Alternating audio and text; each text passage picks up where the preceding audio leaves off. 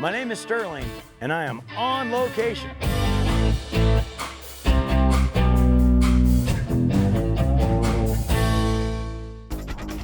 Motorsports is a global term referring to a broad selection of activities and events which involve the use of motorized vehicles.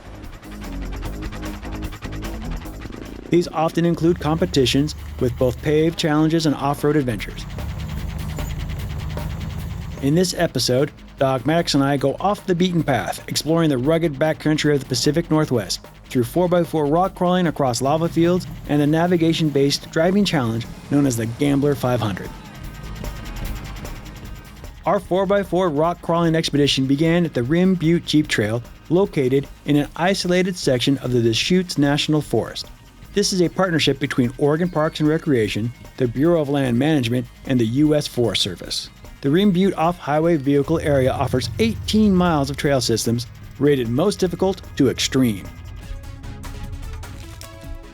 Hundreds of volunteer labor hours, spearheaded by the Deschutes Four-Wheelers Club, has gone towards building and maintaining this trail system. So, during a summer weekend of perfect weather and a promise of manual labor, I met up with several clubs for some trail construction and off-road adventure. To start things off, OHV specialist Brent Jenkins of the U.S. Forest Service was on hand to offer some direction and guidance. Some of these trails where you get back in there and you're running across pine needles and what have you. So I'm trying to come up with a way to mark your trail without using the flagging, because the flagging fades and the deer eat it and all that sort of stuff. But anyway, thank you guys for coming out.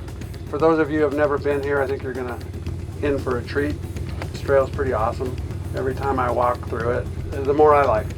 Some of the trails are easier than others. Being able to get all around this thing and do 18 miles without having to be on a road is gonna be pretty cool when it's all done. After this brief but inspiring pep talk, the volunteers and I got to work. That little bush is gonna bush out. He doesn't have an accident. It's off the trail a little bit, but you can see he's gonna fluff up. This one, because this is gonna come out here, and then it's gonna put a little pine needle mark on the side of someone's tire. Well, he's got the two trimmers there. I got gloves. I read the memo. All right, here's a little project we're going to do. We got to do everything we do very slowly. We're going to make a little trail around here. So let's move the brown branches over here, and we're going to get some big logs over here and move it up against tight here so we make sure they make this trail through here. Nice and easy. Don't get carried away. So we're going to move the browns over here. Yeah, move the browns over here. I can handle that.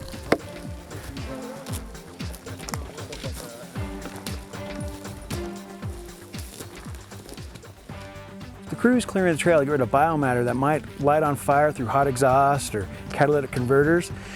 And they're framing in the trail too, so it's very obvious which way to go, so you don't take shortcuts and go off other directions and make new trails. Right now, you're looking at a very easy trail. This is like a transition between a difficult point and another difficult point. This is just like the little drive. It's not quite a road, but a lot of vehicles, anything modified, will have no problem going along this. I'm gonna get back to it. Fire danger is further mitigated by the required use of spark arresters, which prevent the emission of flammable debris from combustion sources. Maintaining these off-road trails and constructing new ones by clearing an area of hazards while still leaving 4x4 appropriate obstacles is a delicate balance.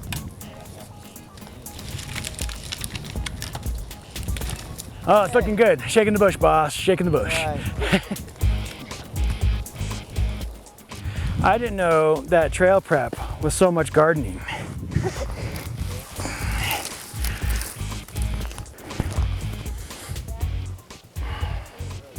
I think that looks good. That looks big. It is an easy trail so far. It's just a warm-up for what's coming. Now this is hard mode and easy mode. This is not extreme mode. Right now we're to our first obstacle really. And we have the easy mode over here on the right where you kind of go around the obstacle, and they're repairing the hard mode section over here on the left, up the rocks and over, where the easy mode's gonna tie back into it. Same trail, just a little exception, a little bump out. I can help him move that log.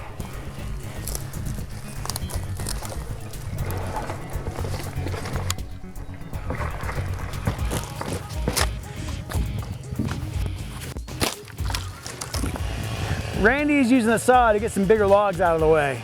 Too much for the bow saw, little much for the axe. We can chainsaw till one. So you can see Randy's cutting right in amongst the rocks. Goes through about 5 chains a weekend. Once the first obstacle had been cleared, Randy and his fellow 4x4 enthusiasts wasted no time driving over it and onto more challenging terrain. Ratings are assigned to new trails based on the difficulty compared to others in the area. This hill is officially assigned as a moderate obstacle. Harder challenges further in vary from most difficult to extreme difficulty.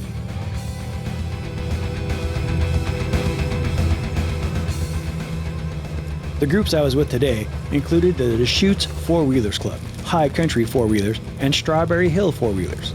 They made sure to mix playtime with cleanup as they continued their work efforts down the trail. Before I knew it, lunch was upon us. I'm not sure we could have asked for a better location as we enjoyed our snacks.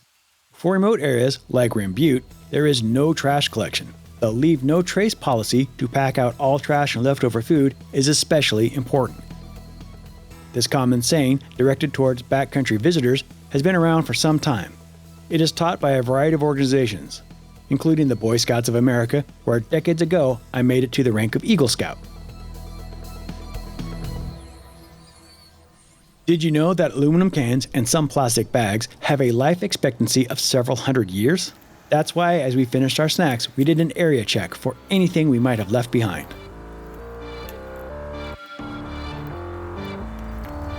Satisfied that we had left no trace, the group continued forward on a recently constructed portion of the trail to have a little more fun on the way back to camp.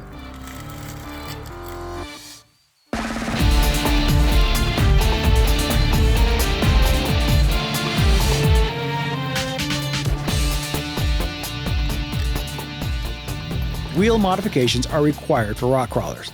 Common upgrades include oversized tires made of soft rubber compounds and beadlock rims with lug-protecting rock rings. Jeeps and other four-wheelers are classified as a Class 2 vehicle. This defines them as wider than 50 inches and weighing more than 1,200 pounds. In Oregon, this falls under one of 4 classes within the all-terrain rigs intended for off-road use. With a permit, these vehicles can go on any designated trail, road, or public land. In the case of the Rim Butte Jeep Trail, this includes free camping and staging areas with the most basic of public services. It had been a full day on the Rim Butte Jeep Trail with members of the Deschutes Four-Wheelers Club and other all-terrain vehicle enthusiasts. We had already enjoyed some trail construction. Nice and easy, don't get carried away. So we're gonna move the browns over here. Yeah, move the browns over here. I can handle that. Cleanup, snacks, and a bit of off-road fun.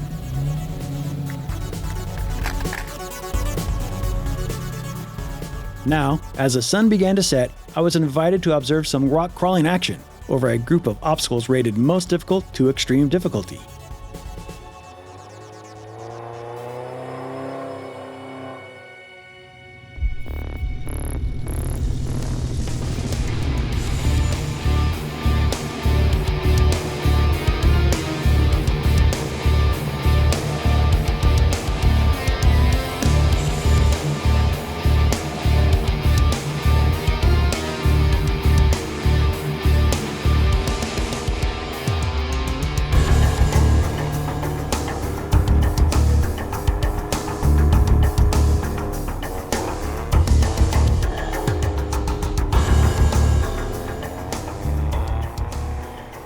On location!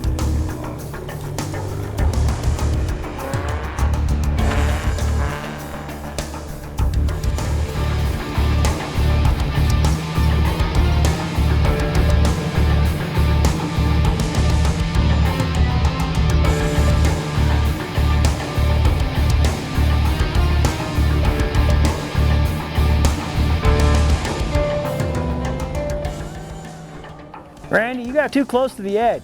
That's perfect. So this section has 3 difficulties. Easy, which just gets you to the hard.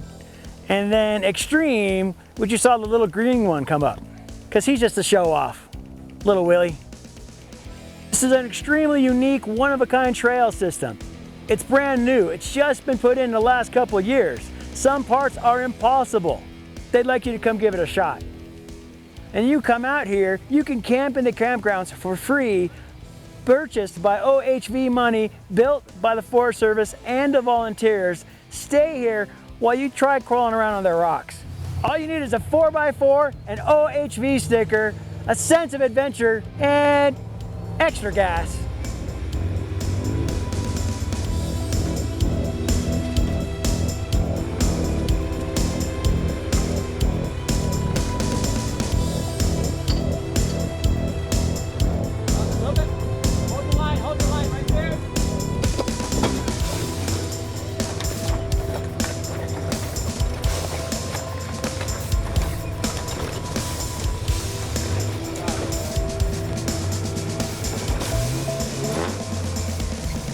They have 18 more miles to build just south of the Rim Butte Trail, a lot like this, and they still could use more volunteers to help building this. Come on out.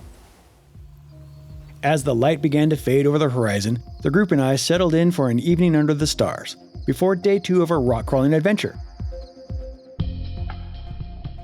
Doc Maddox and I are exploring the rugged backcountry of the Pacific Northwest through 4x4 rock crawling across lava fields with the Deschutes Four-Wheelers Club, High Country Four-Wheelers, and Strawberry Hill Four-Wheelers.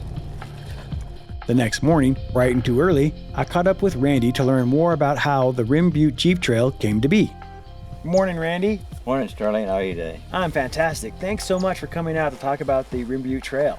I'm glad to be here. So tell me a little bit about these trails that you've been building out here for years. Our trail started with the travel management plan. Obviously, we had to write letters to the Forest Service and we had to go to all the meetings and stuff. And that's where it actually began. And we were denied any permission to build any trail for Class 2 in the travel management plan. And we appealed that decision. And because we appealed that decision, we were allowed 60 miles of Class 2 trail system. So that's the beginning. They did not want to give us this trail where we wanted it. However, we ended up in this trail is where it's at now, and it's actually a fantastic place, and we're glad we ended up with this 18 miles of trail. And it only took you how many years to get this 18 miles of trail? Actually, we started in 2003, writing letters and going to the Forest Service meetings. So the physical building on site coming out here started about 3.5 years ago. They actually gave us permission. We got all excited that we're going to do it tomorrow morning, and we'd be done by Wednesday afternoon, and of course that didn't happen. This is our 3rd year we're working here this year. We're 78% done. But you could still use a few more people to come and help. We could use a lot of people to come and help. You were on a trail yesterday where you seen where we could use a lot of help. Yeah. We just need so many bodies, more than we need anything else, I think. Tell me a little about your club and what your goals are. Our land matters started in 1966, but our club actually became a club in 1976. Our whole purpose was in those days we could go any place we wanted to. There was no wilderness boundaries. There was no nothing. We could drive clear over the top of the Cascade. But as people moved in, the wilderness got set up, there was nowhere to go for a Class 2 vehicle. All our trails got taken away from us in the travel management plan, and so this is what we created. A place for us and all other four-wheel drive vehicles to go on an extreme to most difficult routes, because that's the ones that disappeared. Once you come over here and you put this little vehicle down into low range and lock up the hubs, your heart starts racing. You have fun. In our club, we got Jeeps, Toyotas, 4Runners, all kinds of vehicles, yes, but we think of these as Jeep trails, even though they're not Jeep trails. Most of it, I've always heard that's just the term for it. Yeah. What keeps you motivated? What keeps you coming out here and banging up your vehicles, climbing over the rocks? Banging up my rig is not really the motivation for coming out here. Oh, okay. It's when I go out here on Trail 10 and I watch like 9 rigs come up through there, I'm watching the expressions on their face. And when they get to the end of the obstacle that's darn near impossible to do, they drive up there and these guys get out and they have a smile like gigantic on their face, and they're just so happy that somehow they created this vehicle to get up through this obstacle, and that is really the greatest reward I have, period. And your provided camping grounds are fantastic. Yeah. Just pull in, there's bathrooms, bring your own water. Bring your own and water. camp. Bring your own shower water for real after a couple of weeks, but That's an option. It is an option for some, I agree, but others, I don't know. Well, thanks, Randy. Let's go do some trails. All right, thank you, Sterling, very much, and we're going to go out Trail 11 here in just a few minutes, and it'll be the funnest trail of the day. All right. Trail 11 is the best of both worlds. Located conveniently close to our staging area, it is full of exciting obstacles made up largely of volcanic rock formations.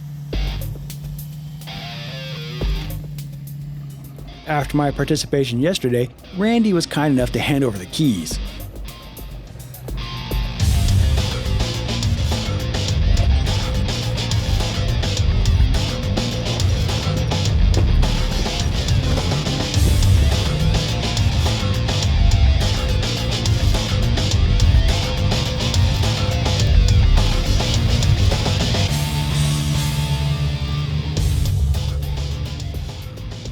It is important to note that none of these four-wheelers have stock configurations.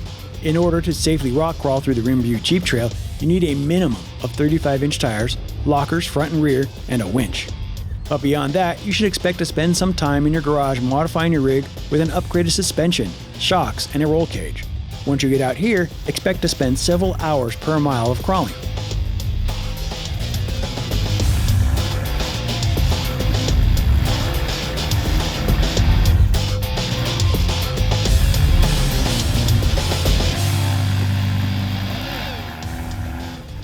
Rock crawling is all about precise and careful driving, using torque carefully, splitting power through gear reduction, and crawling up, down, or over obstacles that would otherwise seem impassable.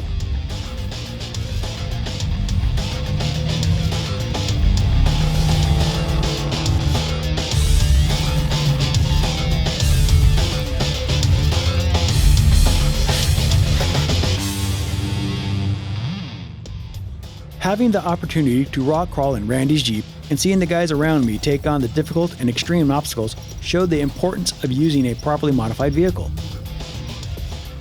Though even more modified, non-street legal rigs exist for use in competitions and sanctioned events, the Class 2 modified but roadworthy vehicle is a booming industry.